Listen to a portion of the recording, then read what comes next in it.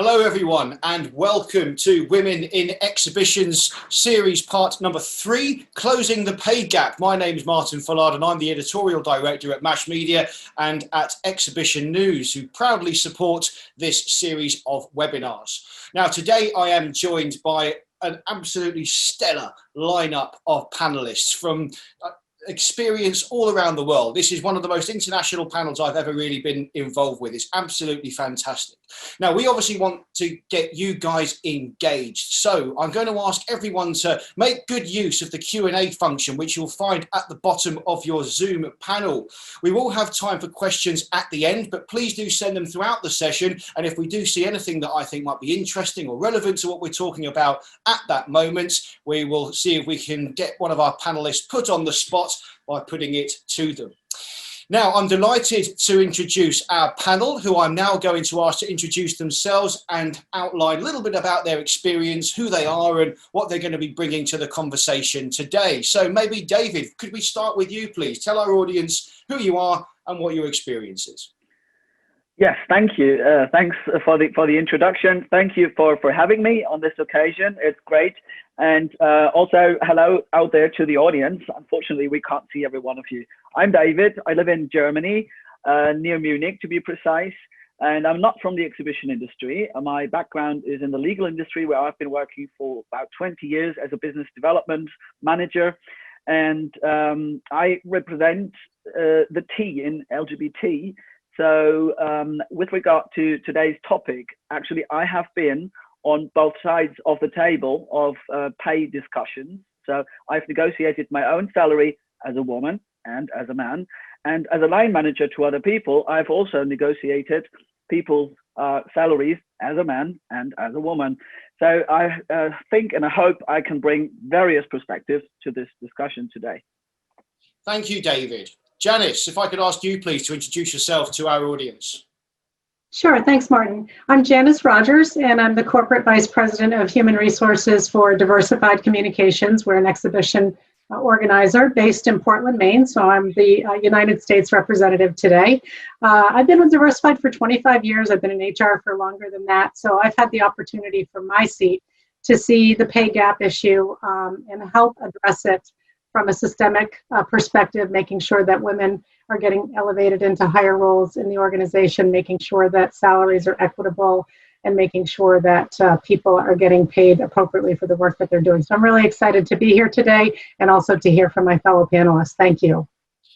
Thank you, Janice. Christina, could I ask you, please, introduce yourself to our audience? Thank you, Martin. It's great to be part of this panel. My name is Christina. I have been in the exhibition industry and conference industry for the past 15 years. I've worked in the commercial side of exhibitions and conferences. So I've been managing small teams, large teams, and I've also launched my own company called Self-Fluent, which is helping to support events as well. And we also launched our own event called Shades of Beauty Live. So I have seen from a management perspective, negotiating pay on behalf of team members, and also negotiating my own pay as well as a woman and as a woman of colour. So I'm really happy to be part of this discussion. That's great. Thank you, Christina. And Ian, please tell our audience who you are and your experience. So good afternoon to everybody. I am Ian Washington Smith. I'm from a company called Shine Smith that has been supplying services to the exhibition and events industry for a number of years. I'm actually working as a director in Shine Smith Academy, and we develop people in quite a different way. It's really about changing views through a better understanding of belief systems, and belief systems are everything to do with views, and you'll hear more from me about that as we speak. But I suppose the interesting parallel is that in a previous career I was working in the public sector as a police officer, and that was a time when there was a real need for change. There wasn't much appetite for it, much less than I would probably say is in the exhibition industry now. And we launched initially something called the Culture Club, which was really for everything that was people of different. And that developed into something called, or different organisations called the Gay Police Association, Women's Police Association, and the Thames Valley Black Police Association. So from 1990 2007 to the time I left. I actually retired 2015. I've seen a period of change, and I think that's really that experience of how we brought that about, and actually looking at some of the data stuff that we used to have to deal with as diversity data.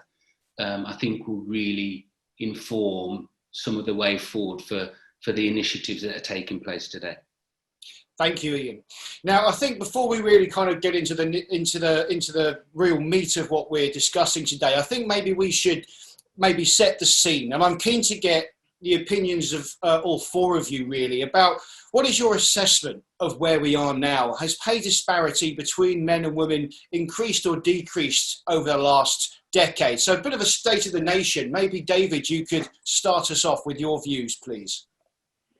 Yeah, I think we definitely have seen some development in terms of pay disparity between men and women. So something has really changed, I think, over the last years, and that probably has to do with the discussions, with the raised visibility of the topic itself.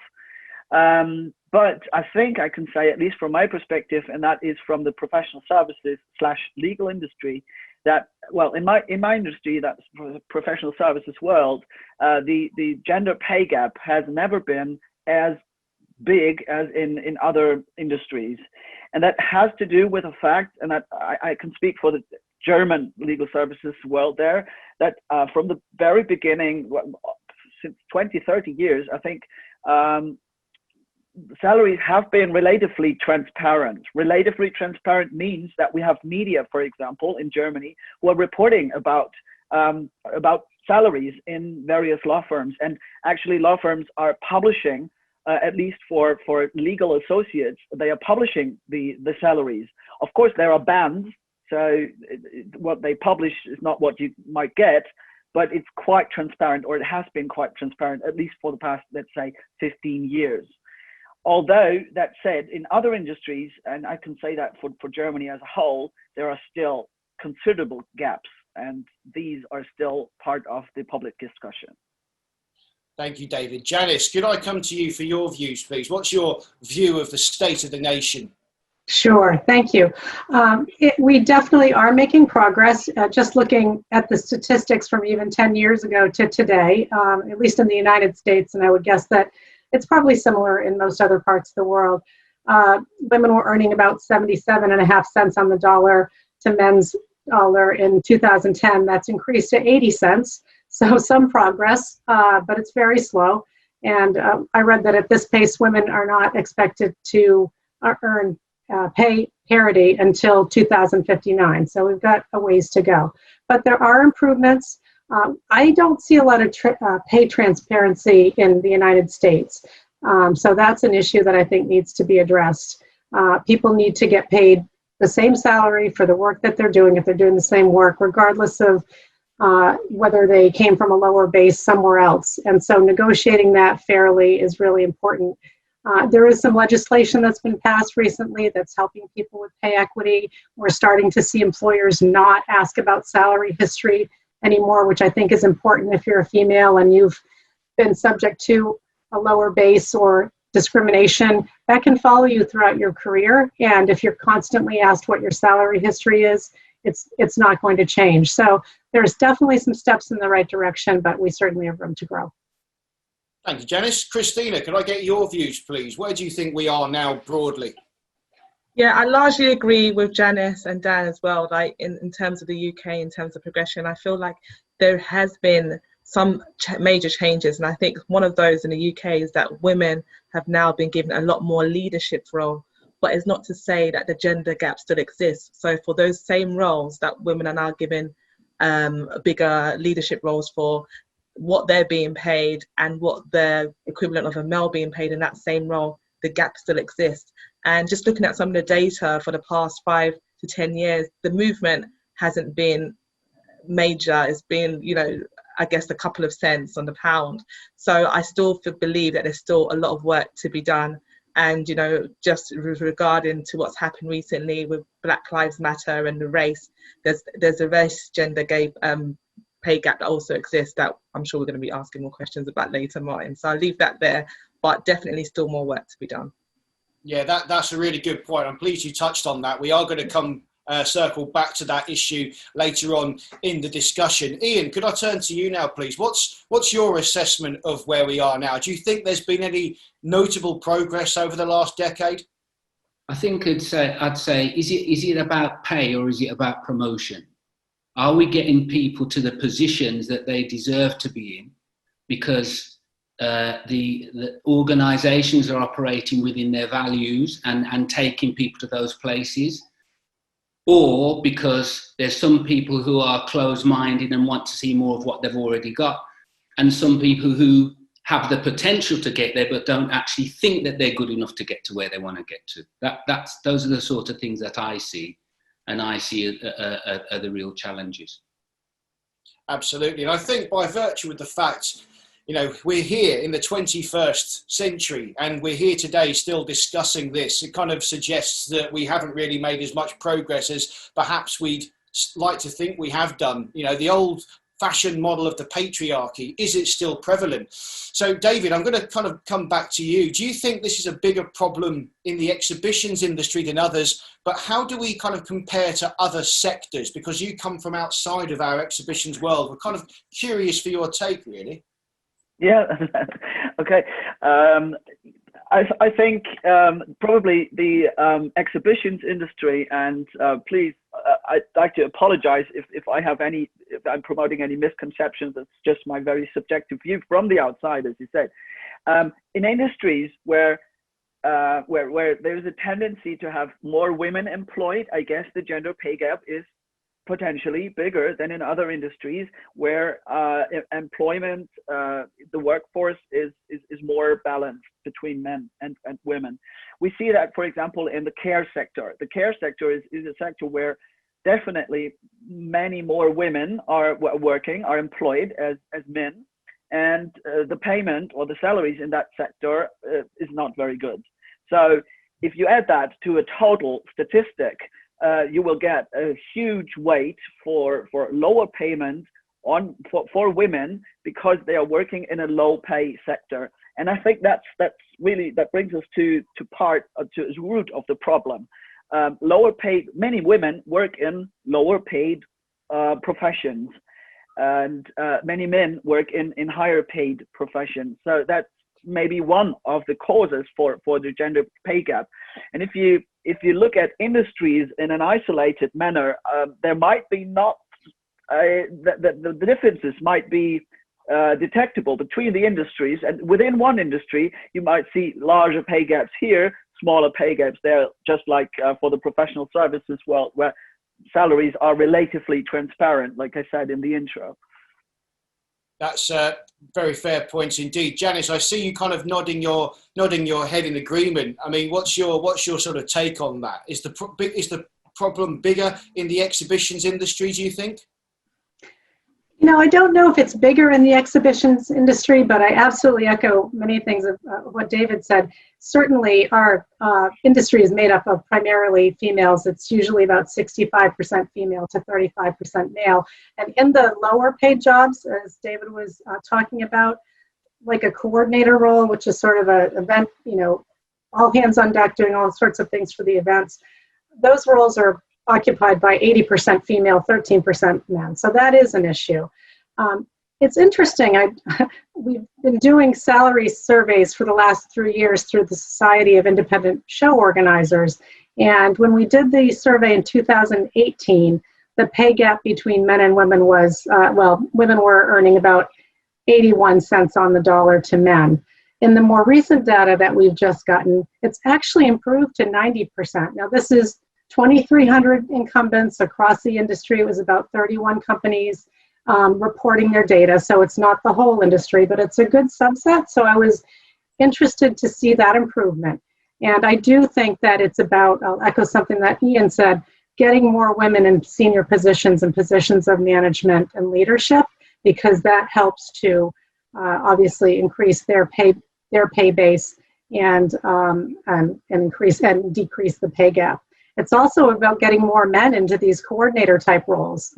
They're great jobs, but I think the titles sometimes put men off. They're not sure it's something that is right for their skill set, so it just seems to attract more women. And the other thing I would note is that the reason that we're talking about this in the 21st century is that we're still dealing with the women's jobs issue, as David said. Those roles, traditionally ones that are considered women's work, are paid less than men's. We're also looking at different years of experience and different years and work hours, because women are still traditionally the primary caregivers for their families. They're having to take time off to raise their children or deal with elder care issues. They may be working reduced hours over a longer period of time, which depresses their earnings. So that contributes to the gap. And then I think, unfortunately, discrimination does still exist, and that can follow a woman throughout her career and depress her lifetime earnings. Yeah. If I might just add one buzzword to what you said, Janice, that is the reason, or I think the main reason for the discrimination, not the structural cause for different pay, but the discriminatory cause for different pay is, in my opinion, unconscious bias. I think we can leave that buzzword here and maybe come back to that later. Interesting. I see you nodding your head in agreement, Christina. Can I get your take, please? How do you think we compare, and is the exhibitions industry lagging behind?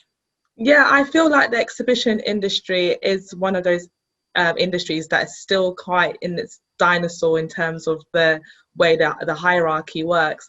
Being in the exhibition and conference industry for the past 15 years in the UK, I have experienced being in a very male dominated area of the events industry, which is commercial sales, dealing with sponsorship and dealing with sales. I've mainly been managing teams dominated by men, and it had given me the opportunity to see what was going on in other departments in the events industry. So I would say, just as Janice echoed, like the coordination, so what we call the operational side of events, some teams are completely 90%, if not 100% women, and they're usually led by women.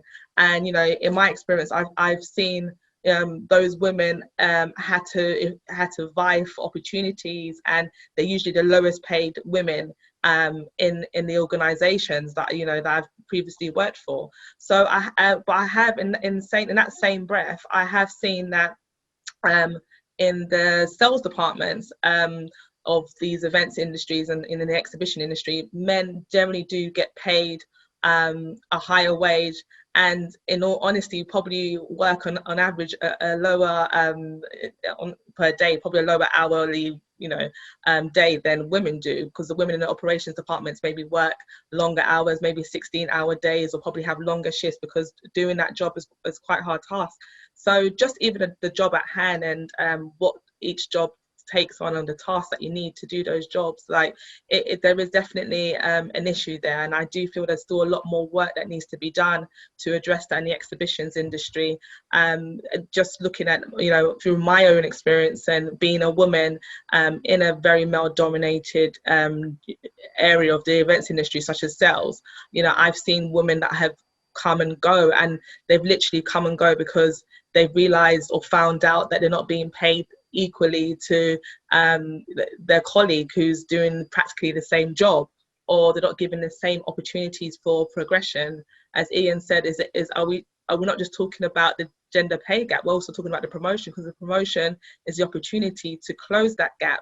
And if women are not given those opportunities to progress within the organization, for whatever reason, as we touched on, the unconscious bias of you're turning 25 or you're 27 years old, so I'm thinking as a woman you're nearing that age of maybe wanting to get married, settle down, have children, you might be going on maternity leave soon, so therefore I'm not going to hand you that promotion will now be handed over to someone else. And I think that in the events industry, which is quite a fast-paced industry, a fast-moving industry, I think that unconscious bias does creep in, because you do want to keep things ticking as a business, and you're thinking about the numbers and the bottom line. But that, I think that's where therein lies the gap, and where it still continues to, I guess, increase in the events industry and exhibition industry. So I still believe there's still a lot of work to be done. No doubt about that at all. Ian, wrap us up on this point then. How do you think the exhibition sector compares to other sectors?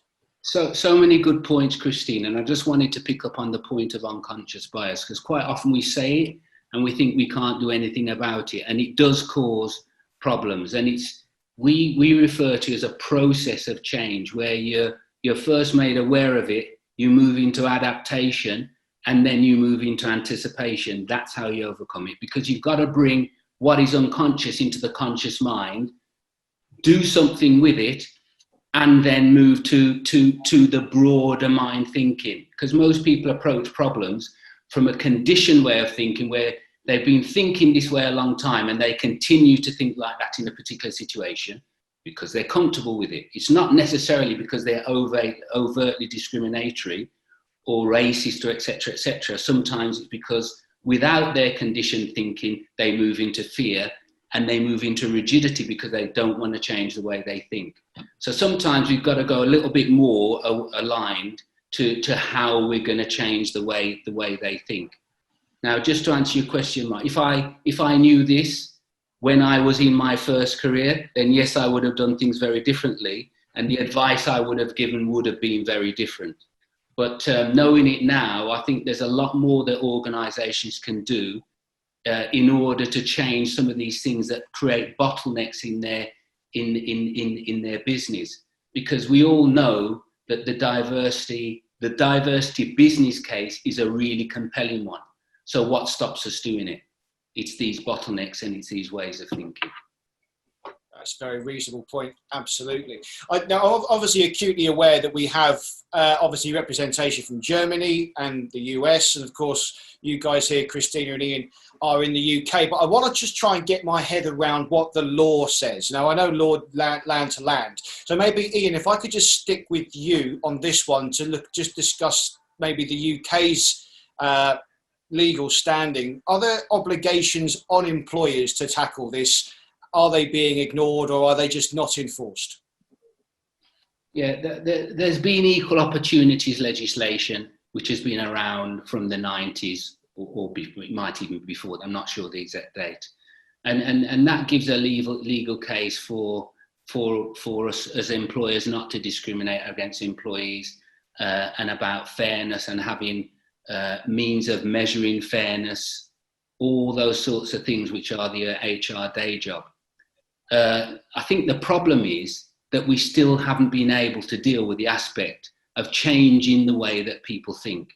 And we can beat them over the head with the law, but sometimes because these things are unconscious, you won't get the change in the time that we want it. So it takes a number of other steps in order to do that. And one of them that I really welcome is that within this industry, we've got something like WIAN that has started to actually say and point out what the problems are, because without getting allies and saying what the challenges are, you're not going to see the change that you want. So that's one of the things that I saw from my career. Actually getting involved in the change agenda is actually what's going to drive it.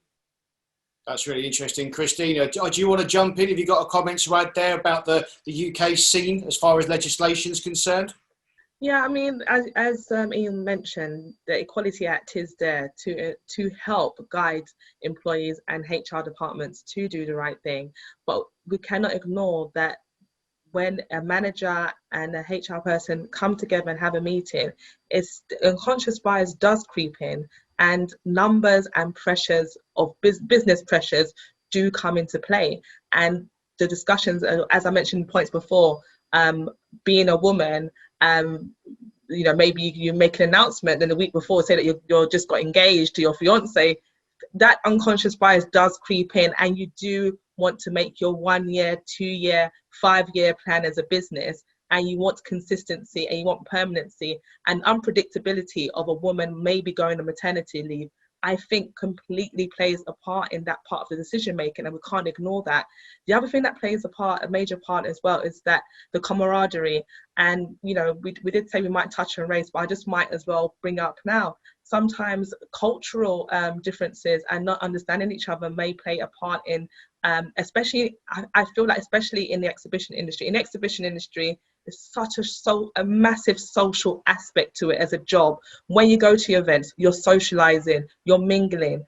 When you work in the sales department, you're meeting with potential delegates, you're networking with your suppliers, you're networking with everybody. It's one of those industries that is completely that has a big social scene. Now, working in a commercial role in that scene for the past 15 years, I did feel sometimes sidelined as a Black woman going into spaces where it's a male Caucasian dominated space, and you are the person that has to go in and do all the talking. But what cements that and what makes that even a more trickier space to navigate is that you can see these organizations are following the same patterns, and it might creep into a manager's head to say that maybe we shouldn't send a Black woman there because she may not be able to reach out and have that same partnerships and be able to close those deals because she doesn't look like them. That unconscious bias does creep in, especially in such a people-facing role. And I feel like a lot of some of the organizations I worked for, they were happy to resign people that are non-white to go into doing the phone roles, but not doing the face-to-face roles, which most face-to-face roles, as we know, I run my own company, does involve going to a lot of external meetings and meeting with people. And it is a problem within the exhibition industry where that's part where the money is lucrative and where the pay gap starts to show, because obviously directors and sales roles do get paid marginally better than most other departments such as marketing and operations. As we mentioned, you do see those departments are dominated by men, and women do feel that those roles are not for them because the camaraderie and the culture is like a barrier to them feeling like they can go into it. And so that just touches on what Ian said about confidence and self-belief, and also managers and HR departments making women feel as if they are available to go for those roles rather than allowing them to dominate the roles that do not have the pay, the lucrative pay, such as operational roles or the marketing roles. So yes, we do need to address that unconscious bias again that's come up, but we do need to address that within the exhibition industry, and let's see change. Let's see more women occupying these leadership roles and occupying these sales roles. So what you're saying, Christina, really is you don't really think extra legislation would really make that much of a difference. We have to approach this at a more rooted level. Yes, definitely. 100%, Martin, because at the end of the day, we need, even the law can be there, but the law can't force your hand to choose which candidate you want to employ. The law cannot force your hand and make you pay a woman for doing the same job as a man next to her, because at the end of the day, you as an organization, as a business, you have the autonomy to be able to decide that Tom might have 2 extra skills to give him the right to get an extra £5,000, or Tom might have the stability in the personal life to be able, like he has longevity here, to be given extra £5,000 to £10,000. And I think like things like the media and HR departments, and we all play a part in reinforcing these stereotypes to bring in this unconscious bias when you're hiring staff. And I've been a manager myself. I've always, whenever I get a female candidate, I've always encouraged her to see a long career progression and to have the confidence. And I said, look, being in sales is a very difficult thing because although it's a very male dominated part of the industry. So you need to come with a lot more confidence to be able to ask for that seat at the table, whereas you may not have been able to do have the confidence to do before. You need to do that now, because no one's going to be able to give it to you. You need to ask for that you need to have the confidence to ask for a seat at a table. Can I just add to that, Martin, just quickly, that I think that the mystery really is that believing is perceiving and perceiving is believing. So because belief affects behavior, sometimes you think you can't do things when you actually can, and that's the challenge. And that sometimes makes you uncomfortable in the environment you're in, when if you go in there thinking the right way, actually you can succeed. And that's sometimes the same for some of the people that are managing you and some of the people are leading you. So there's a lot that you can do internally and with people's attitudes and opinions that probably isn't done now. Thank you, Ian. Janice, I'd like to bring you back into the conversation, please. Can you give us maybe an idea of the US perspective with regards to legislation and the pay gap? I mean, do companies and people in your position in HR have to comply to actual law to ensure there is some manner of parity? Yes, the Equal Pay Act was passed years ago and it's been modified along the way. But I think I'll echo what others have said. It really focuses on people in the same role doing the same work. So if I'm a coordinator and I'm making $30,000 a year and I find out that all the male coordinators are making $40,000 a year, that's where you might be able to make a claim under the Equal Pay Act. And, you know, there's a lot of work that goes into that. I don't know how many people actually do it successfully. But just to echo what everybody else has said, I find it's not so much about equal pay for the role that if you're doing the same role as somebody else, it's the opportunity to grow from that role into higher level roles and management level roles where the real money is, and making sure that there's parity at the top as well as the bottom for the number of women in roles versus the number of men in roles. And we are not seeing that yet. It does a flip-flop in the exhibition industry. You start out with the coordinator and event manager and director level roles predominantly held by females, but as soon as you hit that VP and SVP level and above, it flips and it's predominantly men holding those roles. So that's a sea change that we need to see happen. To your point about confidence, Ian, I think it's really interesting. I think most of us have heard the statistic that when women are applying for a job, if there are 10 skills you need to have, women feel like they need to have 8 or 9 of them before they can successfully apply. Whereas men feel like they can have 5 or 6, or, you know, it's a lower number. And so they feel like they can successfully apply. So that automatically really depresses the number of women that even put their hands up in the first place.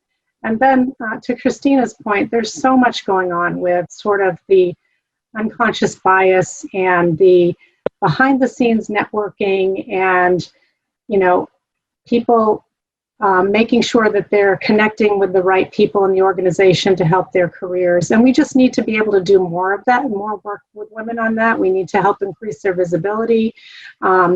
We need to sponsor women more when we can and really put our neck on the line for getting more women into leadership roles. So to really make change happen, it has to happen at the level of each organization or within the industry if people are agreeing. But I would probably echo what everybody else says. The legislation's there, but it's not really going to make the change happen that needs to happen. Thank you, Janice. David, can we get your view then, please? What's it like across the continent over there? I mean, is the legislation readily enforced? Is it adhered to? Or is there, again, the same old thing of it's a case of culture change? Well, first of all, of course, most of the Western and continental European jurisdictions have anti-discrimination laws, similar to the UK Anti-Discrimination Act, similar to the US laws and stuff. And these anti-discrimination legislation, they always include, conviction of discrimination upon gender, age, race, and so on, ability, and so on and so on. But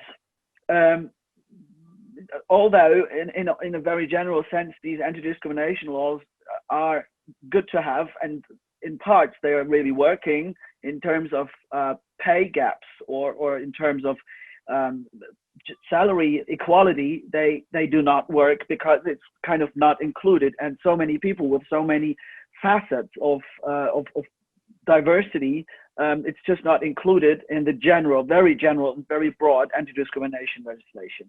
That said, a number of countries in Western Europe have started to introduce equal pay legislation. Like, for example, Germany, as one of the few countries, it was a late one in that cohort, has tried to introduce, and they have introduced, an Equal Pay Act, which is kind of ridiculous and so typically German, if I might say.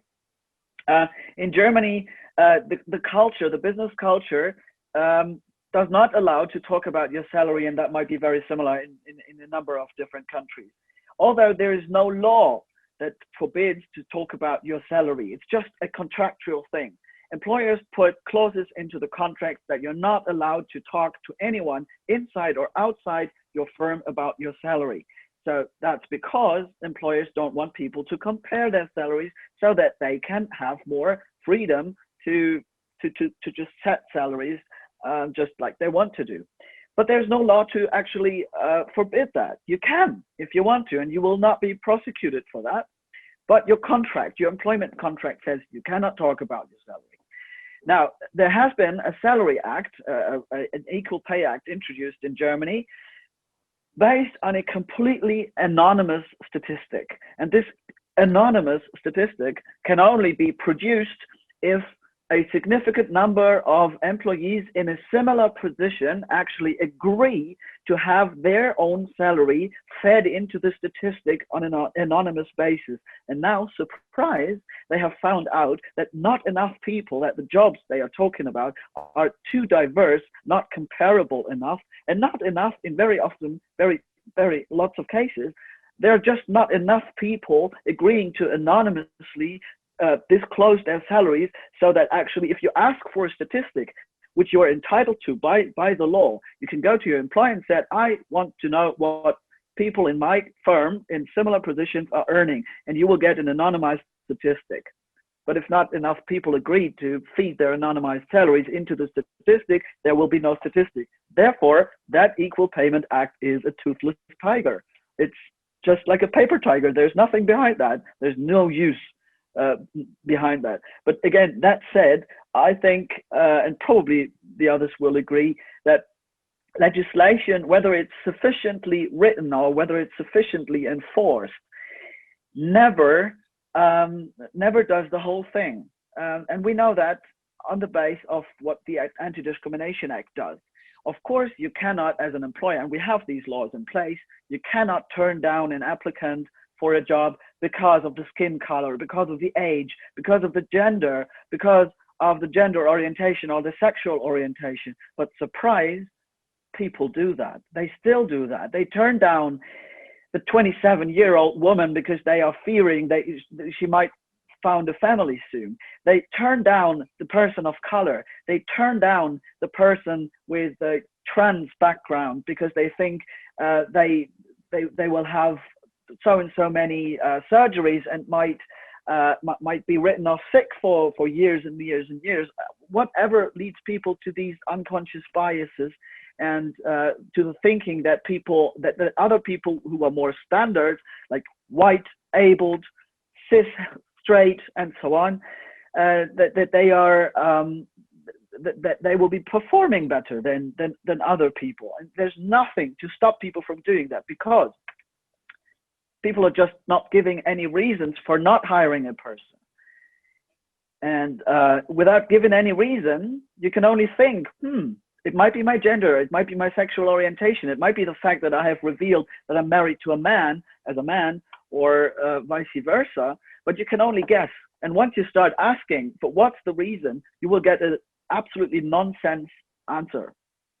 And that answer is clear, because why they give nonsense answers is clear, because they don't want to open the gate for anti-discrimination trials. Yeah, absolutely. I'm pleased you kind of touched on that, because the matter of transparency was basically my next question, and we've had an audience question come in from Laura Shapiro, and I'm going to see if we can try to help get an answer for her. And she asks, how would you start or open conversations with your employers about payment differences? And that's very similar to the question I had, which was on the same lines. How do you know if you're maybe being paid something different to someone else doing the same job? Janice, have you got an answer for us? Well, we have had that question. I think people are curious at times if they're being paid fairly and within the range of the role that we would expect to pay. And that's the way that we've answered the question. We have said, if somebody's asked what they're making, we would give them the range of the role that we've set for that position and make sure that they're within that range.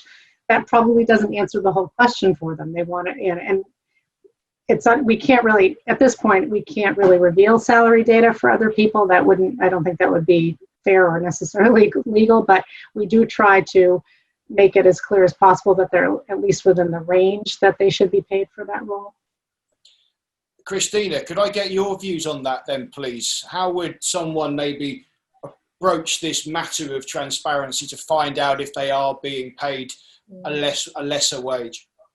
I think I agree with Janice. I think it's very difficult because of privacy and confidentiality of said individuals, and obviously if that person, I think the best chance you have is just probably building that camaraderie with your colleagues. I have had past colleagues that have mentored or pushed me and said, you know what, I believe you should go for said role because I did that role within the same organization and this is how much I was paid. And in my past roles, that was the only way I could do a comparable. There was no way I could reach out to HR. And it sounds, I don't know what type of working environment you have, but I think that's probably your best chance, or probably just doing comparables with, you've got Facebook groups now, you've got LinkedIn groups with people within the same industry who you can speak to and find out through that way what salary comparables you can get. But I don't think there's any way by going directly to the organisation, such as the HR department, to get that information, I'm afraid.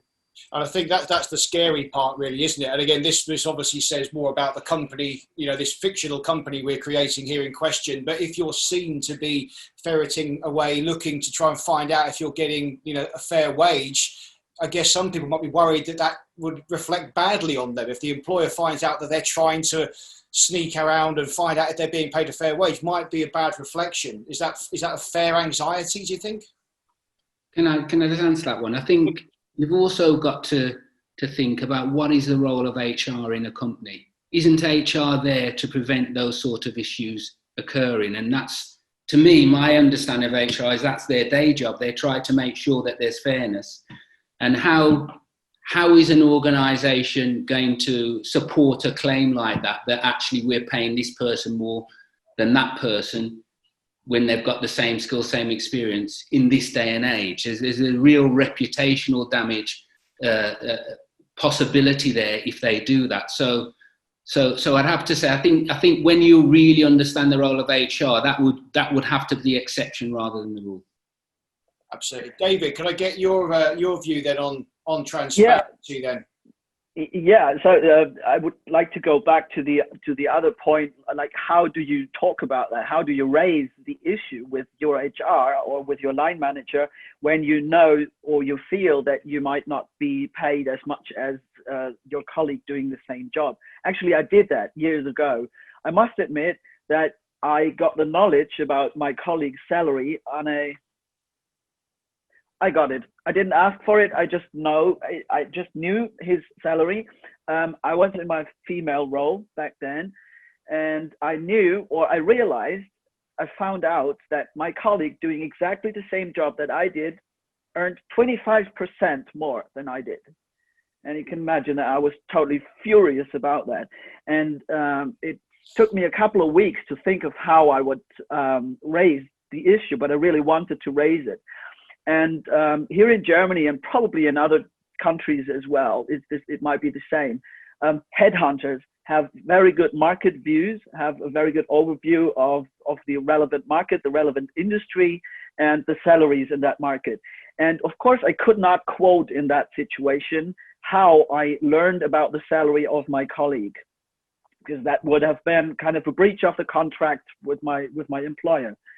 But I talked to a headhunter who is rooted in my industry and said, look, I found out that my colleague has X while I have Z, and that's 25% more than I have. How can I raise this? Or can you give me some market insight?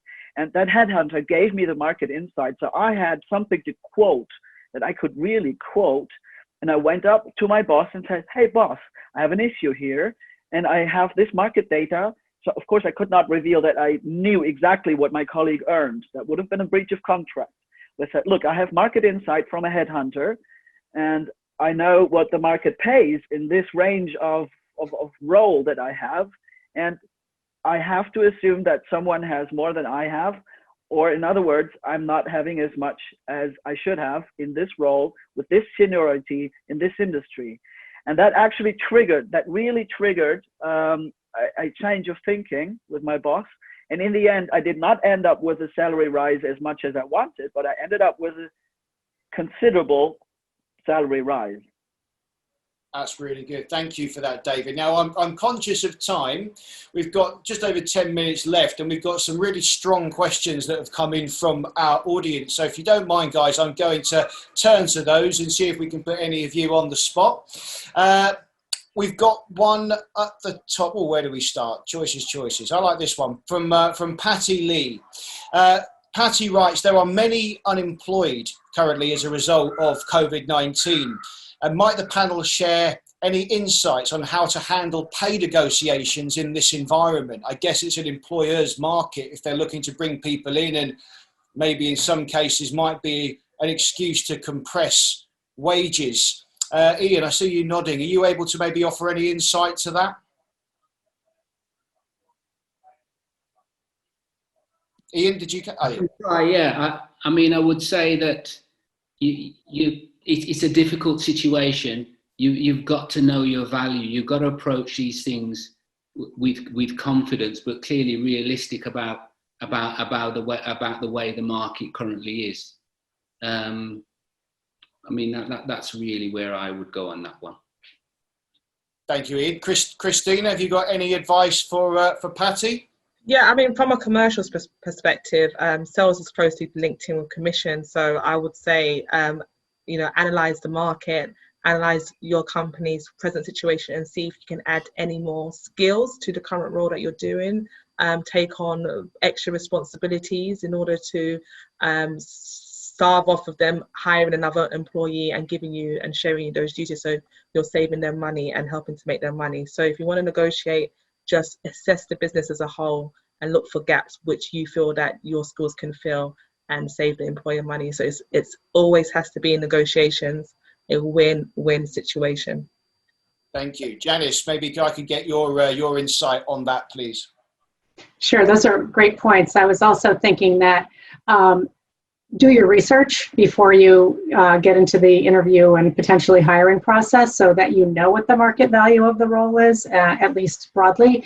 And so if you find that you're being given an offer that's significantly lower, you might politely share that information. There might also be a way to say, I'd be happy to accept this salary with the caveat that my performance and the salary be reviewed in 3 to 6 months. So you may go in at a lower level, but with the caveat that it be reviewed and potentially raised down the road once you've given an opportunity to prove your value. So those are a couple of ways I think you could go in without totally undervaluing yourself. And again, being stuck with a depressed salary for a long period of time. Absolutely. David, can we get your take on that, please? Yeah, I'm fully seconding what Janice said, especially about doing your research, and that adds to what I've said before. Absolutely do your research, but also, and especially in these times, do your research about your own company. If your own company is really struggling, really struggling, then it's absolutely not the right time, and it might be very unsensitive to ask for a pay rise right now. But what Christina said could be like a preparation for better times. If you ask for more responsibility, if you're happy to take on extra tasks, for example, you're kind of preparing yourself to make yourself look good, to put yourself into a good negotiation position once the times are getting better. When you have the impression that your company is doing quite fine in these times, then I would say the same strategies to entering or preparing salary negotiations apply like in all situations, like the classic one: do your research, blah, blah, blah, and go into that discussion really well prepared, and maybe even rehearse that discussion with a friend or with someone from your family, not necessarily a colleague, but maybe an ex-colleague, someone from your industry. Because going into that discussion, especially if you do that for a first time in your life, might be very intimidating. And you know all the arguments, you've done your research, you've got everything in your head, and then you sit there just like the rabbit in front of the snake. But rehearsing that and also kind of testing the arguments that you have pulled together with a friend or with a business acquaintance that you can trust might really help to have that discussion in a very well prepared manner. Thank you, David. We've got another great question here from George Styliano, and this, I think, is a chance for the panel to really offer some inspiration and some positivity to our audience. And the question reads, what's the message that we should be sending to our young women who are about to embark on their careers? Maybe, Christina, you could get us started with that. Any sage words of advice? I would say look for the job role that you want to achieve in 15 years' time, and go onto LinkedIn, look for a director role or whatever that role might be. It just might be a team leader role, and look for the career path that that person has taken to get to that role. And not just one person. I would say survey around 10 people who you would look to within your industry, this being the exhibition industry, of where you would see yourself from 10 years from now, and map out your career ahead and follow those routes. So if it's an entry-level role that person started with, that led them to become said director, and there was also definitely middle roles within that, I would say map it out like that. So look for those 10 roles that you'd want to see yourself doing in 10 years' time, and map it out accordingly to follow their career path. Thank you, Christina. Ian? So what I would say is this: if I went at the start of my first career, I'd say, what's my aspiration? But to you now, with the advice of understanding more about how the mind works, I would say that you're capable of moving beyond your aspiration, because currently everybody thinks in a way that they've been conditioned to think, and that's what limits them. You blame everything outside, but actually it's what's in you that limits you the way you see. So think beyond your aspiration, and that's where you'll go. Thank you, Ian. Janice, sage wisdom, please. If only I could talk to my 25-year-old self, right?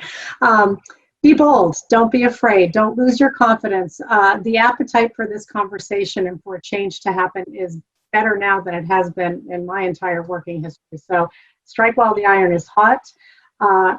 Learn early on to develop networks with strong women and men in the organization who can help you along the way, and take advantage of all of the wonderful women's leadership training opportunities that are out there, so that you can learn from women like me who have made mistakes in the past and learn from them, and don't be afraid to take the opportunities as they present themselves. Don't discount your skill sets. Bring your full value to the role, and you can make wonderful things happen. Thank you, Janice. And David, you have the last word. Oh my God, thank you so much for that. I would say be bold, be strong, be self-confident. Do not undersell yourself, never ever. But at the same time, please never try to copy the boys. Never try to just copy the men. Whatever people are telling you, men are so super successful because they are men and they are doing it like this, and this way. Don't just do it. Strong women can only succeed and only shine if they are strong women, not trying to copy anyone else.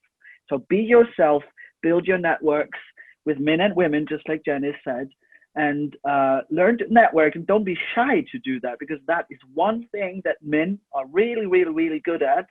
And it's easy to do. Absolutely. There's nothing fishy about that, to network and have a strong network, and to actually rely on your network. Whether you need some feedback, whether you need some sparring partner for testing an idea, or whether you just need someone to pick up the phone and say, "Black, what a shit day this was," and you have someone to listen to you and to understand exactly where you are.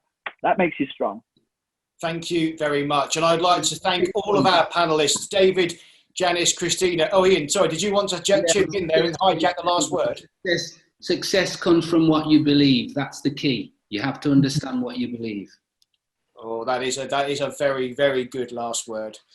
Okay, I would like to extend my sincere thanks to David, Janice, Christina and Ian from what certainly the feedback on the chat bar suggests was a very, very positive discussion. We're looking forward to following this up, hopefully very shortly. Thank you, panel. I'd also just like to make an announcement that the next Women in Exhibitions session will be taking place on the 5th of October, titled Dismantling Barriers, and that will be hosted by me, apparently. And that will include Simon Foster, Ruth Carter, Lisa Hannant, Mary Larkin and Trixie Lemerman. So we'll have more details for you about that online, and this session is going to appear as a video to share around later and a write-up in the October issue of Exhibition News. Panel, thank you once again, and everyone else, thank you for joining us.